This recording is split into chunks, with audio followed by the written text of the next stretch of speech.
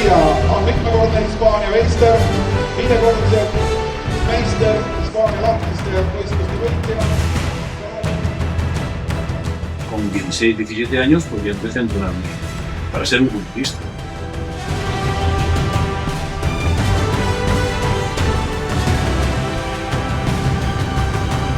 Ya gané el campeonato de Aragón absoluto, que para mí fue una gran victoria, ¿no? Tenía solo 22 años. Seleccionaron para el campeonato de Europa. Al poquito me seleccionaron para el campeonato del mundo en Graz, en Austria, donde nació Arnold. Después me metí al año siguiente en el Mister Universo, me quedé segundo.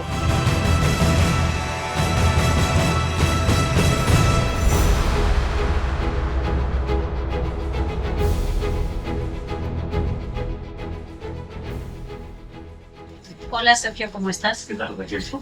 Pues me gustaría hablar de ti un poco en profundidad, ¿vale? Así que vamos a empezar por el principio. Sí. ¿Cómo fueron tus inicios dentro del mundo del culturismo? Vale, mis inicios fueron muy tempranos. De hecho, mi padre tenía revistas de culturismo de aquellas de los años 50 en casa, que se llamaban Las Pesas y todo eso, y ya empezaba yo a ver esas revistas. También tenía unas mancuernas pequeñas y yo desde muy pequeño pues hacía un poquito con las mancuernas.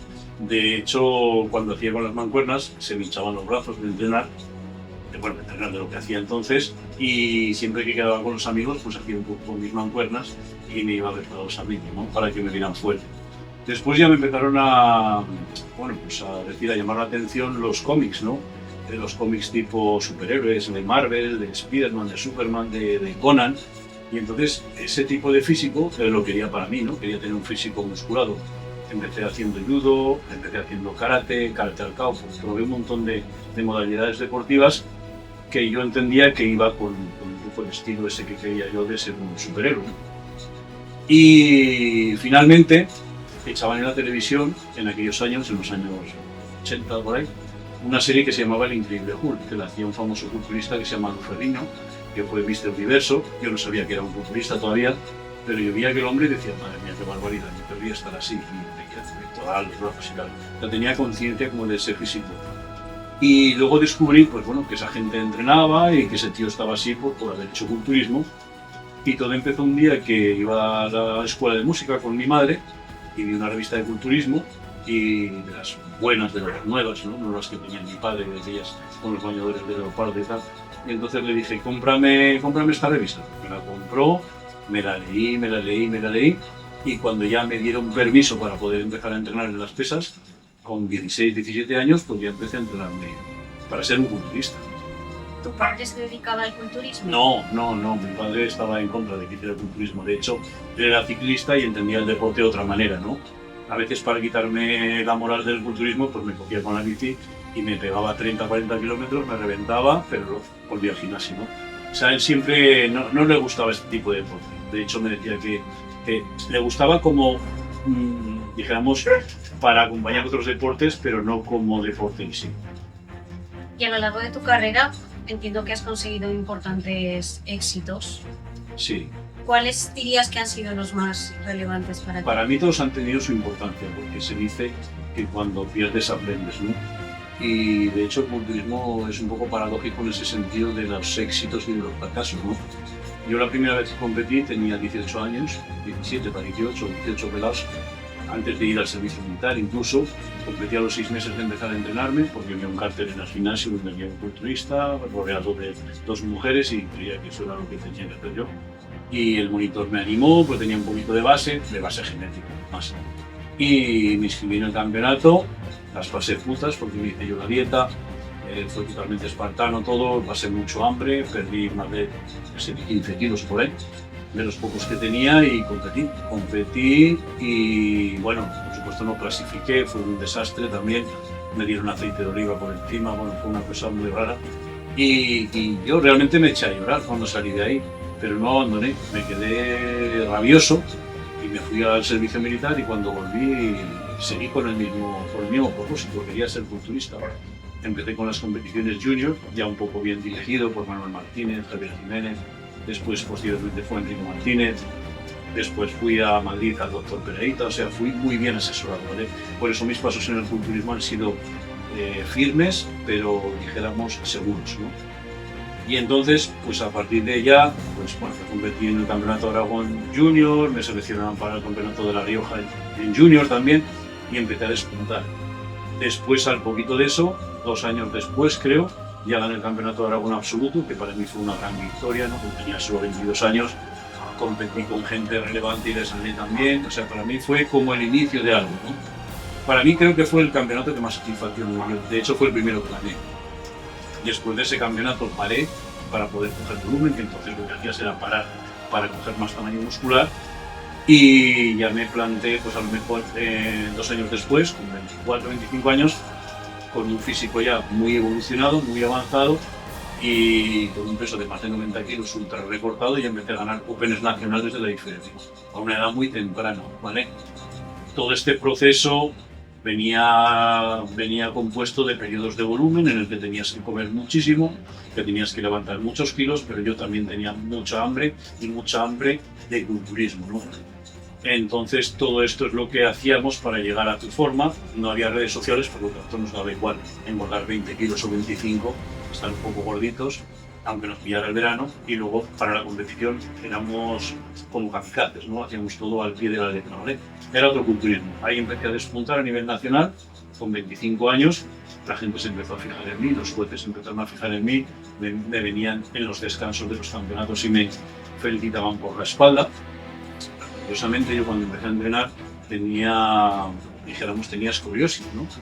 Heredada de mi padre, ¿no? Y entonces yo me empeñé mucho en entrenar la espalda para corregir esto, ¿no? Hacía muchas dominadas, mucho remo con barra, mucho ejercicio de fuerza de espalda, y al final conseguí que la espalda fuera mi mejor grupo muscular, ¿no? Y entonces venían a felicitarme por eso, y ya entendí que estaba dentro del círculo de los ganadores a una edad muy temprana, ¿vale? Después de esto seguí con más competiciones. En un par de años o 3 creo que me seleccionaron para el Campeonato de Europa, que fue en Grecia. Fue una experiencia muy divertida. Divertida porque no me comí una mierda, entonces fue muy divertida y está. Y después, al poquito, me seleccionaron para el Campeonato del Mundo en Graz, en Austria, donde nació Arnold. También fue una buena experiencia, no conseguí nada a nivel competitivo, pero conseguí una experiencia de mucho valor. Hablé con culturistas internacionales, empecé a destacar ya como culturista internacional, y de ahí aprendí muchísimo de ellos, cosa que luego me sirvió para que cuando volví a España pude batir a otros grandes culturistas de entonces, que indudablemente todavía no les había ganado, de hecho me habían ganado siempre, y con ese nuevo nivel físico, ese look de mucho más definido, muchas venas, muchas estriaciones, que no se veía tanto en España. Yo lo traje por haber visto a los demás competidores y preguntarles con mi medio inglés que cómo podía conseguir ese físico. Entonces esa experiencia, por eso digo que a veces no se gana, pero se aprende. Luego me sirvió para ganar competiciones aquí en España. ¿Ve? Poco después de aquello, creo que me tomé un año de descanso, y luego ya... No, me tomé un año y pico de descanso porque, dijéramos, el culturismo llegó a un punto en mi vida que me decepcionó un poco, ¿no? Porque daba mucho y conseguía poco. Incluso cuando ganaba, mi sensación era de bajón. ¿Por qué? Porque es tanto el esfuerzo que cuando ganas, a mí se me producía un bajón me diciendo, vale, he conseguido esto, he hecho todos estos pasos, ¿y ahora qué? No viene nadie a darme un cheque ¿entiendes? De miles de euros, o no soy reconocido, estoy en el anonimato, doy mi vida por esto y no recibo nada a cambio. Entonces era un poco de frustración. Vino un equipo de fútbol americano a ficharme y tal, empecé a hacer boxeo, también me gustaba mucho, hasta que un día, después de un año de todas esas aventuras en el fútbol americano y el boxeo, pues me di cuenta que no, que quería volver al culturismo. Así que empecé una preparación en Semana Santa, el año 2001, y en junio estaba quedando tercero en el campeonato del mundo, una forma física increíble, que eso me demostró que el músculo tiene memoria, y mucho. Después me metí al año siguiente en el Mister Universo, me quedé segundo, pudiendo haberlo ganado, pero son anécdotas ya de cosas, y luego ya, pues después de ahí ya, pues en el Campeonato de España de Absoluto, ¿vale? Fue en Marinador, y varios Opens también, Minero, me empecé a meter ya dentro de lo que es la IFBB, conseguí buenos contratos de patrocinadores. De hecho, en un momento dado, yo era el que mejor contrato de patrocinio tenía aquí en España. Me lo dio Rafael Santonja, y por su línea de suplementación, y yo hacía una serie de tours por todas sus tiendas de suplementación, en las que, bueno, pues yo firmaba fotos, me quitaba la ropa, en fin, todo esto, ¿no? ¡Ey, espera, espera! Siempre veis este producto en todos nuestros vídeos. Vamos a decir rápidamente las cualidades o propiedades que tiene y por qué lo utilizamos. Primero, precursor de óxido nítrico. Aumenta el oxígeno al músculo, a la célula muscular y aumenta el transporte de sangre al músculo. Por lo tanto, la congestión es brutal. Segundo, inhibidor de ácido láctico. Limpia el músculo de lactato y te permite entrenar durante más tiempo. Tercero, la concentración. Aumenta el foco y en todo el entrenamiento no te despistas de lo que estás haciendo. Realmente te pone en un modo alfa en el entrenamiento y hace que no se vaya la mente a ningún sitio excepto en el entrenamiento. Esas son las tres cualidades principales.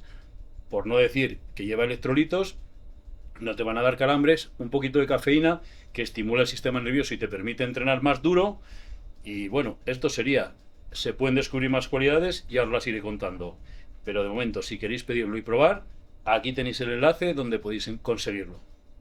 Y después de ahí entramos a competir los mejores culturistas de España en un circuito que se llamaba la World Elite Tour, ¿vale? Éramos los mejores culturistas de España, éramos unos 5, 6, 7 y competíamos dentro de lo que es un tour europeo que la clasificación te hacía atleta profesional y directamente competir en el Mister Olympia, ¿no?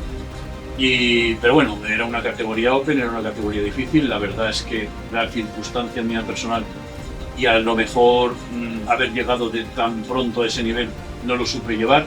No tuve preparador, tuve preparador en algunas ocasiones contadas, Manolo cuando era junior, pero claro, yo voy evolucionando. Entonces la gente se va quedando un poco atrás. Tú te vas metiendo en unos niveles. No es como ahora, tú dices, bueno, voy a seleccionar este preparador que prepara a otros profesionales. Entonces, ¿quién prepara a profesionales? Desde luego nadie de tu zona. Entonces era todo muy autodidacta. Y entonces pues yo encontré ahí mi límite que fue a lo mejor de mi primera competición a mis últimas competiciones en semiprofesional, a lo mejor de 37-38 kilos de masa muscular ganada en tarima, que es mucho, y más de 55 kilos de peso en volumen, y ese fue un poco mi límite. Es cierto, para no mentir, que ahí se me dio varias opciones por parte de otros preparadores americanos que empezaron a introducirse en el mercado español, de hacer una serie de cosas que yo dudaba que fueran buenas para mi organismo, mi salud, y simplemente pues no las hice. Ahora estoy muy contento con la decisión. Entonces me penaba un poco porque estaba en lo más alto del deporte. Entonces era ese paso o no lo doy. Y bueno, pues no lo di. Igual fui un cobarde o simplemente fui sensato. Pero hoy me alegro de no haber dado ese paso. Me ha llamado la atención lo que has dicho de que al principio tú te hacías tus dietas y te llevaba la alimentación. Ahora con la perspectiva que tienes y la experiencia, ¿dirías que el tema de la dieta y la alimentación es una de las claves del éxito en el culturismo? La dieta es la clave del éxito en el culturismo, porque entrenar, dijéramos, es el desencadenante para crecer, ¿no? Y para conseguir logros. Pero desde luego si eso no va acompañado de una buena alimentación, una buena nutrición, lo llamamos suplementos, manejar la química para que no te haga daño y puedas sacar el máximo partido, al final el juego está en eso, porque lo que forma y regenera tus células y construye células nuevas es la nutrición. Sin nutrición no hay progreso, ¿vale? Otra cosa es cuando empezamos a entrenar, que somos críos, entrenamos como salvajes, comemos bocadillos de chorizo, torrijas, tortilla de patata, plátanos, leche, que es lo que yo hacía para subir de volumen y progresas. Pero llegar a un punto en el deporte ya no puedes progresar comiendo tortilla de patata. ¿Y cuál es tu filosofía ahora a nivel nutricional para esto? Para ganar masa muscular y perder grasa. Pues mira, yo ahora para la gente que preparo y que llevo, yo no les haría hacer lo que yo hice, ¿vale? El hecho de ganar 20 kilos o ganar 25 en volumen. Creo que es mucho más sensato y se consigue más manteniendo una dieta y un nivel de grasa, dijéramos, adecuado, ¿no? Y subiendo músculo, que no cargarte de kilos, cargarte de peso. Yo no lo veo eso adecuado. Tampoco sé seguro si eso me dio el éxito o no en cuanto a la ganancia de tamaño, pero creo que no es lo adecuado. Simplemente que se hacía así y ya está, ¿no? En cuanto a mi alimentación actual, me baso más en las proteínas que en los carbohidratos, puesto que tampoco tengo una quema calórica muy fuerte con mi trabajo y tal. Sí con el entrenamiento, que continúo entrenando intenso y fuerte como a mí me gusta, pero como menos que antes. no me hace falta. De hecho, tampoco quiero estar más grande. O sea, de hecho, incluso me gustaría pesar un poco menos. Yo mido unos 75 y peso ahora mismo, que he bajado algún kilo, 105, 106. No me importaría pesar 95, y aún así son bastantes kilos por encima de la estatura. Para el día a día, ¿no? Y para seguir estando fuerte, ¿no? Y si hablamos de mentalidad, ¿qué principios consideras que son imprescindibles para cualquier atleta? Pues mira, sin saberlo, yo era un tío que visualizaba mucho el éxito. Sin saberlo quiere decir el significado que tiene ahora, que todo el mundo entiende de visualización, entiende de, por ejemplo, de soñar para conseguir, ¿no? Yo soñaba para conseguir. Yo de hecho me hice un dibujo dibujándome como yo quería ser, donde me ponía mis objetivos competitivos y incluso cuando me enteraba de la gente que competía conmigo, los anotaba para tacharlos y saber que les había ganado. O sea, yo hacía todo ese tipo de cosas. Yo me miraba al espejo y imaginaba a mis rivales y sabía que les podía ganar. O sea, todo ese tipo de visualización me hacía sentir seguro y que iba en el camino, porque como sabes, como hemos hablado, yo no tenía preparador en la mayoría de los casos. Entonces yo era mi propio escultor. Aquí tengo que quitar, aquí tengo que poner, entonces tenía que ser muy consciente de mi físico. He de decir que todo eso se tiene muy bien cogido al principio, ¿no?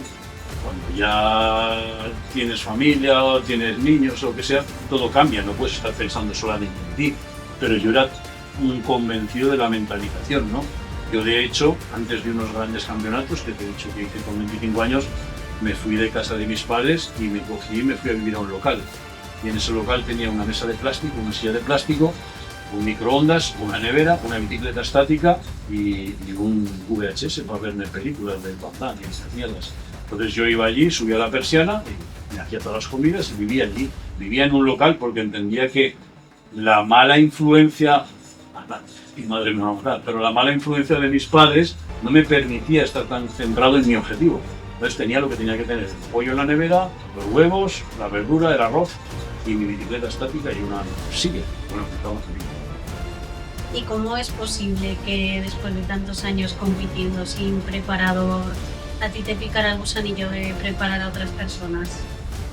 Es que, como yo siempre he sido monitor de gimnasio, pues entonces me lo pedían. Oye, ¿me preparas para competir? Y lo preparo. Y ya está, era una cosa muy de inercia, ¿no? Entonces, como, pues qué te digo yo, siempre me ha gustado mucho estudiar, investigar, aprender.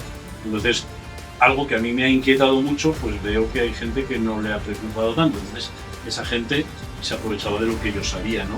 Y a mí no me importaba, porque veía que era parte de mi trabajo y me sentía realizado por esto. Ahora los tiempos han cambiado, ahora es diferente.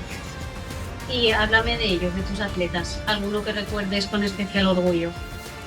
Ha habido muchísimos, y de hecho de muchos hasta me lo he olvidado, seguramente, porque piensa que yo empecé a preparar mis primeros atletas. Bueno, de hecho, el primer atleta que preparé, yo tenía 19 años y el tío tenía 35 o algo así, o 30, y lo preparé y ganó el campeonato de España de la IFBB, o sea que ya lo hacía bien.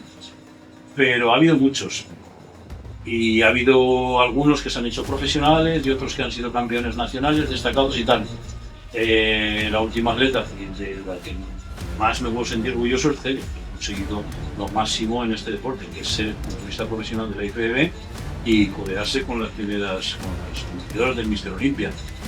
Claro, también con ella he tenido un trabajo fácil, porque ella es una disciplina incluso de lo que yo lo era conmigo mismo. Entonces, es que te lo da todo hecho, porque yo aún tengo un atleta así, y ahí sí que veo mi trabajo, veo plasmado lo que yo creo que tengo que ver, y si encima esa atleta le da 2 vueltas de tuerca más, pues entonces ya lo tengo chupado, ¿no? Entonces es Celia por encima de todos, y luego pues ya te digo, ha habido muchos, pero ¿sabes qué ocurre? Esto es como el refrán que dice, haces 20 favores y cuando dices una vez no, ya eres un malo, ¿no? Eres un, pues eso. Y me ha pasado con muchos atletas. Antes no preparábamos a la gente por dinero, sino por diversión. Y la verdad es que en este mundillo, como en todos, cuando haces las cosas solamente por ayudar, al final te llevas grandes sostienes.